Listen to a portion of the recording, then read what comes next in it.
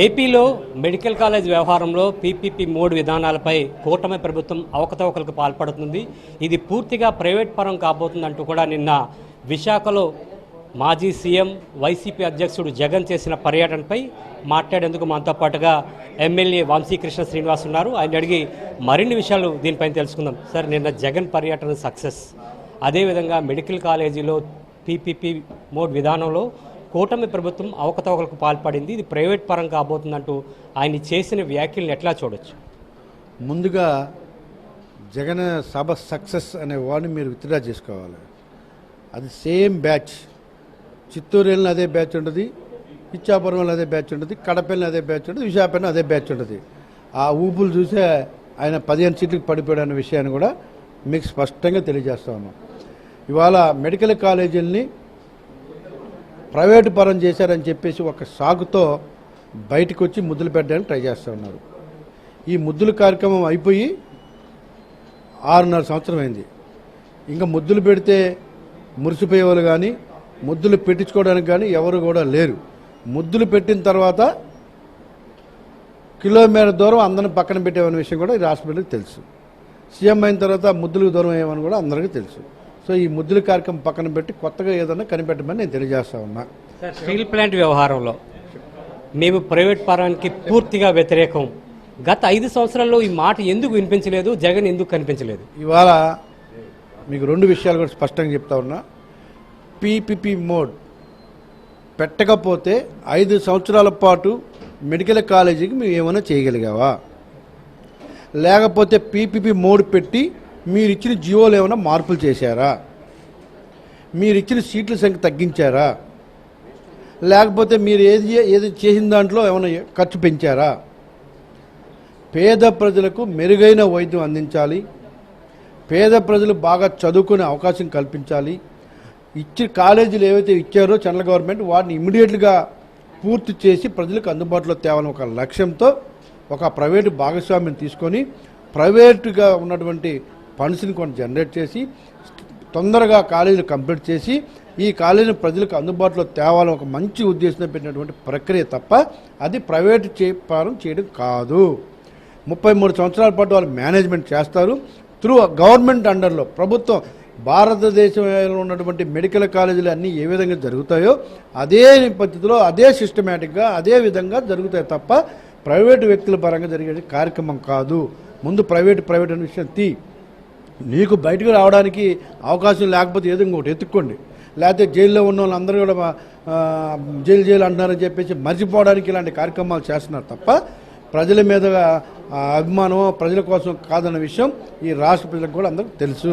Steel plant గురించి మాట్లాడుతూ ఉన్నాం. స్టీల్ ప్లాంట్ గురించి 5 సంవత్సరాల పాటు ఏం చేశారు? ఎప్పుడైనా మాట్లాడితే బొక్కలా వేస్తారని భయపడే కదా ఒకరోజు కూడా మాట్లాడలేదు. ఉత్తుదే అసెంబ్లీలో పెట్టడం, మళ్ళీ మాట్లాడకపోవడం, మోడీ గారి దగ్గరికి వెళ్ళడం, దండం పెట్టి రావడం తప్ప స్టీల్ ప్లాంట్ గురించి ఒక్కరోజున ₹1 తేవడం కానీ స్టీల్ ప్లాంట్ గురించి కానీ ఎక్కడైనా మాట్లాడడం కానీ జరిగిందా? మేము ఎప్పుడైనా స్టీల్ ప్లాంట్ గురించి మాడితే మాట్లాడిచ్చేవాళ్ళే కాదు. మాది మన చేతులు లేదు, మనం ఎక్కువ మాడుతూ లోపలే చేస్తాం భయపడిపోయావు. సో ఇప్పుడు మళ్ళీ స్టీల్ ప్లాంట్ ఏంటి కామెడీగా?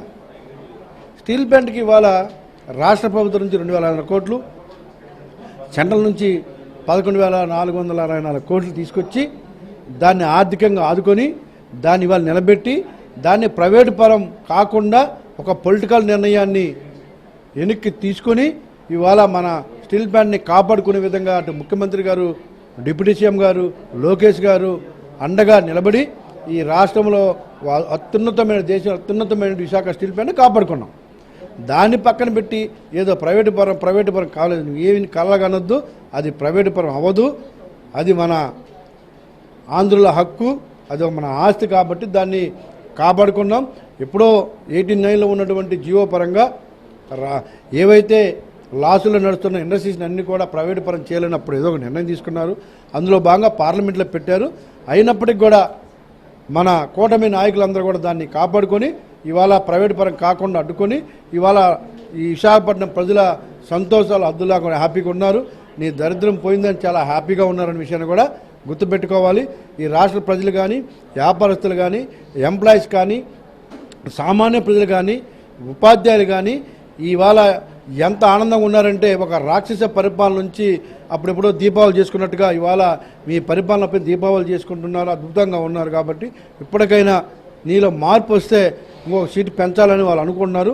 మార్పు రాకపోతే ఒక సీటుగా పరిమితం చేయాలని డిసైడ్ అయ్యారు. కాబట్టి ఇప్పటికైనా మీలో మార్పు రావాలి. 5 సంవత్సరాలు అవకాశం ఇస్తే డిప్యూటీ సీఎం గారిని తిట్టము, ముఖ్యమంత్రి గారిని తిట్టము, రాష్ట్రంలో ఎవరైనా మాట్లాడితే అరెస్ట్ చేసేయడాలు నీ ఇష్టం వచ్చినట్టు చేసుకొని ఒక పక్క ల్యాండ్ మాఫియా, ఒక బ్లాక్ మెటల్ మాఫియా, ఒక గ్రానైడ్ mafia, liquor mafia, laterite mafia, bauxite mafia, ఇదే పని అయిపోయా. అందుకే కదా అక్కడ కూర్చొని పెట్టారు. ఎప్పుడైనా ఇంత ఘోరంగా ఓడించిన పార్టీ ఉందా? ఈ మెజార్టీలు ఎప్పుడైనా చూసామా? సార్ మాజీ సీఎం అదేవిధంగా ప్రతిపక్ష నేత హోదా ఉన్న జగన్మోహన్ రెడ్డిని ఒక ఎమ్మెల్యేగా సంబోధించడానికి సిపి వ్యాఖ్యలు ఇప్పుడు మాజీ మంత్రి అమర్ దాన్ని వ్యాఖ్యలను తప్పుపట్టే విధంగా మాట్లాడుతున్నారు. ఇది సరికాదు. సిపి అనే స్థాయి ఆయన కేవలం అధికారిగా ఉండాలి తప్ప పొలిటికల్ కామెంట్స్ ఆయన చేయడానికి ఎటువంటి ఆస్కారం లేదంటూ అమర్ చేసిన వ్యాఖ్యలు పెట్టాలన్నమాట. మీకు అక్కడ సన్నివేశం నేను చూశా. ఆయనతో ఆర్గ్యుమెంట్ చేస్తుంటే ప్రతిపక్ష నాయకుడు అని, ప్రతిపక్ష హోదా లేదు, చట్టపరంగా మేము ఏమి చేయగలం అది చేస్తాం, ప్రజలు ఎక్కువ మంది వస్తారనే ఊహతో ఎక్కువ మందిని పెట్టాం తప్ప ఇక్కడ ఏమి లేదు, ఎక్కువ అడావుడు చేయొద్దు, ప్రతిపక్ష హోదా లేకుండా మేము ఎంత భద్రత ఇవ్వో అంత భద్రత ఇస్తాం. ఆయన ఎమ్మెల్యే కాకపోతే కూడా ఆయన ప్రైమ్ మినిస్టర్ ఏంటి? ఎమ్మెల్యేనే. ప్రజలు ప్రతిపక్ష హోదా ఇవ్వలేదు, అది తెచ్చుకోవడానికి ప్రయత్నం చేయాలి తప్ప ఏదో అధికారుల మీద వాళ్ళ మీద సిపి గారు అన్నది నిజమే. చిన్న పిల్లలు చెప్తారు ఆ విషయం. అధికారులు ఏం చెప్తే ఎవరికైనా స్వేచ్ఛ ఉంది చెప్పేది.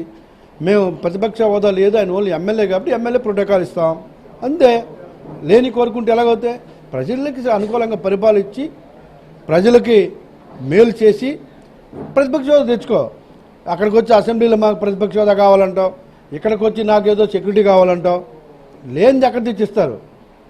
చట్టపరంగా ఎవరికి ఏ సెక్యూరిటీ ఇవ్వాలో, ఏ భద్రత కల్పించాలో అవే చేయగలరు అధికారులు. లేని హడావుడి చేసేసి ఏదో పబ్లిసిటీ కోసం పాకులాడితే ఎవరేం చేసేది లేదు. ఉన్నదాంతో సరిపెట్టుకోవాలి.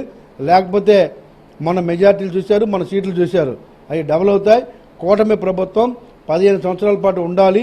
ఈ రాష్ట్రంలో ఆర్థిక సంస్కరణ జరగాలి, అభివృద్ధి జరగాలి, సంక్షేమం జరగాలి, ఎక్కువగా పారిశ్రామికతలు రావాలి, ప్రతి ఒక్క ఇల్లు కావాలి, ప్రతి ఒక్కరికి ఇల్లు ఇవ్వాలి, ప్రతి ఒక్కరికి కూడా ఇవాళ మౌలిక సదుపాయాలు ఉండాలి. మీరు అభివృద్ధి, సంక్షేమం, ఉద్యోగం అని మీరు అంటున్నారు.